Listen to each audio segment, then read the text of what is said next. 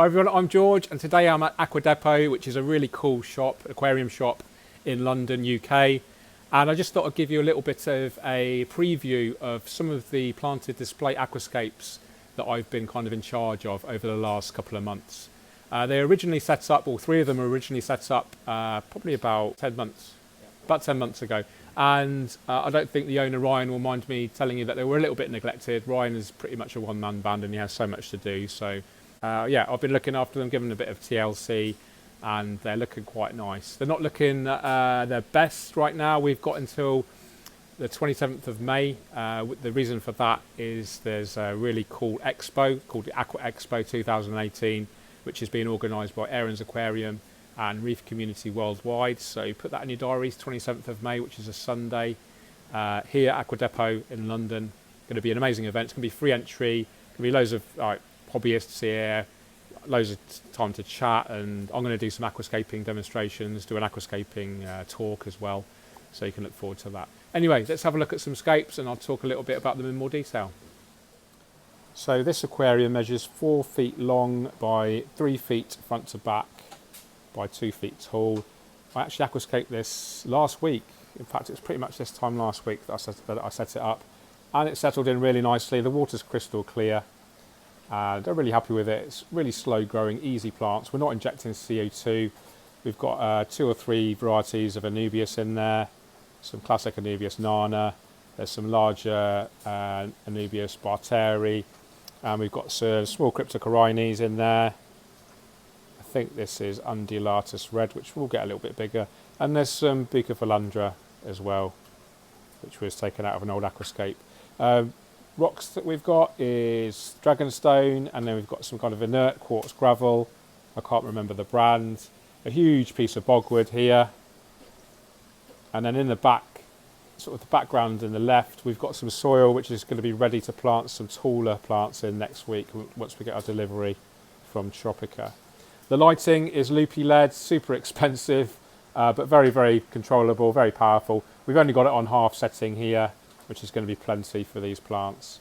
Filtration is done by actually a sump, so we've got a nice weir at the back there, so there's no visible filtration equipment on display, which looks really neat. Black background obviously, and then we've got a sump down here which contains K1 biological media, and we're also running some carbon in there just to help keep the water crystal clear.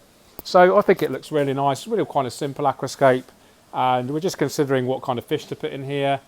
And thinking going to stock it probably quite heavily with fish, have some nice big fish in there, make it a bit of a feature for some fish, and yeah, it should look really good and hopefully look absolutely stunning by May the 27th. Here we've got the classic Aquascape 600. Most of you will know all about this aquarium, but for those that don't, it measures 60 centimetres long, which is 2 feet by 20 inches front to back, or 50 centimetres by 36 centimetres tall, or forward 14 inches. So volume is about 108 litres, which is about 27 US gallons. Now I've done a bit of a rescape on here. Some of you may have seen some photos of this before. I did have a load of Sagittaria at the background, which I didn't like, so I've ripped it all out. So we'll put some new background plants in there next week. And we've taken the foreground out as well. That had some Elanthium tenellum in there, but that's like really high maintenance, and we want to keep these scapes a bit more low maintenance. So I've removed the foreground entirely. I've put some more inert quartz gravel, which is like various shades of white, grey, and little hints of red. And then we've got some broken up pieces of Frodo stone, which is a beautiful stone to work with. We've got some more crypts in there. We've got some Anubias, some Echinodorus tenellus, obviously some large pieces of bogwood there. And filtration wise, we're running a JBL 1501 with some stainless steel outlet and inlet. These are from Chihiros, I believe. We've got the Neo diffuser there on the left, running about 1 to 2 bubbles per second.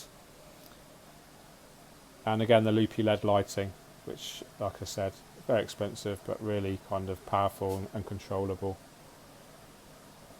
So that's it. That's the Aquascape 600. Nice, got another nice low maintenance display. Here's the pressurized CO2 system, which also feeds the larger tank to my left just here, which I'll talk about in more detail a bit later on. But we're actually running 2 tanks off 1 regulator, and yeah, just a nice, easy, efficient way to feed CO2 into multiple tanks via 1 cylinder and 1 regulator. Now this is probably one of the largest iwagumi displays in the UK right now. It measures 10 feet or about 3 meters long. It's, how wide is it? Front to back? 90 centimeters or 3 foot front to back. And how tall?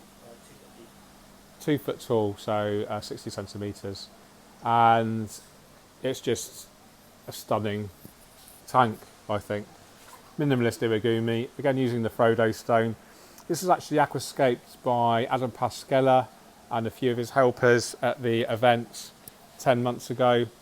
And we did run into some issues with plant health and algae, but we've replanted a lot of the plants and it's recovering nicely. We've got a few hundred amino shrimp in there helping to keep algae down. The plant growth is really good. We've got a mixture of plants in here. We've got Marsilea husuta, which is the largest leaf round plant there. We've actually got some Marsilea crenata, there's some hairgrass, there's some Helanthium tenellum, and there's even some Monte Carlo, but most of that's died off now. So we've ordered a few more plants. The area over to the right there is a little bit sparse, so we're going to order some new plants just to pack that out a little bit more. We did have a light failure quite recently, so the plants went without light for a little while, and that's why that area is looking a bit sorry for itself. But yeah, look at that rock work, absolutely beautiful. And I think to do it justice, really, you need to see the scape from quite far away. This is a nice angle just here. So we're going to order a load of, actually I'm thinking of stocking 200 zebradanios. Now I know zebradanios are a very kind of bread and butter fish, but I just wanted to kind of do them justice, give them a huge tank to swim up and down in. The kind of body shape of a zebradanio really suits the aspect ratio of this aquarium. They have a horizontal kind of black and white stripe, so I just think it'd really suit this tank, and I'm hoping that they shoal quite nicely, swim up and down, be quite active, and just add a really nice sense of movement to the aquascape. Okay, last but not least, this is the second Aquascape 600 display that we've got here at Aqua Depot. This was aquascaped by Romy Valon, and I'm going to be honest with you, we've had lots of issues with this tank. For some reason we keep getting diatoms and they're refusing to go away. We've been fighting them for a couple of months, and we rub all the diatoms off, we do water changes, we're trying to keep on top of CO2 and fertilisers, but we're still struggling. So we're not going to give up, we're going to persevere. We might get maybe some Ottocinclus in here, or maybe some baby bristlenose, which will help to clear the algae up, because at the moment there's kind of no other techniques that I can think of to get rid of diatoms. If you know of any tricks, then let me know in the comments.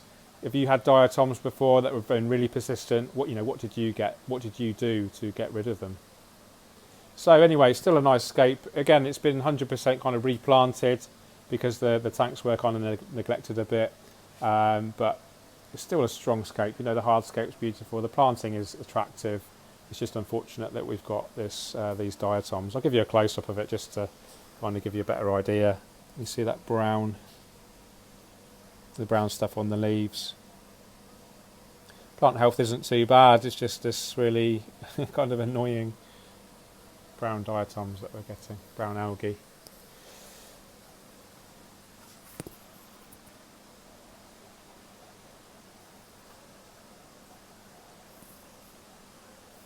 Okay, Ryan doesn't really want me to film the reef tank, so I'll just film it from here. But this is like the star of the shop, and it's going to look absolutely fantastic by May the 27th. Okay guys, that wraps it up for today's video. Hope you enjoyed that brief tour of the planted aquascapes here at Aqua Depot.